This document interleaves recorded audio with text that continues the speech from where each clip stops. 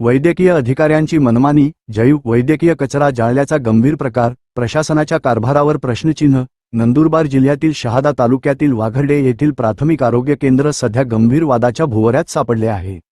शासनाच्या कडक नियमांकडे पूर्णपणे दुर्लक्ष करत येथील वैद्यकीय अधिकाऱ्यांच्या मनमानी कारभारामुळे जैव वैद्यकीय कचरा चक्क आरोग्य केंद्राच्या आवारातच उघड्यावर अर्धवट जाळण्यात आल्याचा धक्कादायक प्रकार उघडकीस आला आहे. या प्रकारामुळे परिसरात भीतीचे वातावरण निर्माण झाले असून विशेषतः लहान मुले आणि पाळीव प्राण्यांच्या आरोग्याला मोठा धोका निर्माण झाला आहे. आरोग्य केंद्राच्या आवारात सलाईनच्या सुया, सिरिंज तसेच औषधांच्या गोळ्या अर्धवट जळालेल्या अवस्थेत आढळून आल्याने प्रशासनाच्या कार्यपद्धतीवर प्रश्नचिन्ह निर्माण झाले आहे.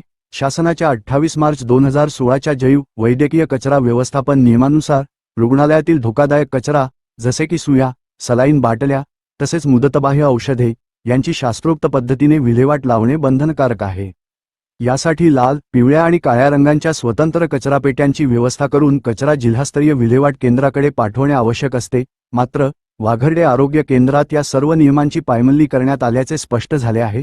दरम्यान जळालेल्या कचऱ्यात मोठ्या प्रमाणात औषधांच्या गोळ्या आढळल्याने अनेक गंभीर प्रश्न उपस्थित होत आहेत. या औषधांची मुदत संपलेली होती का?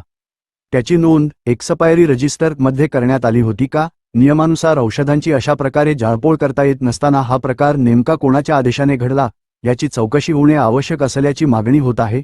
आरोग्य देणारे केंद्रच आज आजार पसरवण्याचे काम करत आहे, अशा तीव्र शब्दांत स्थानिक नागरिकांनी संताप व्यक्त केला आहे.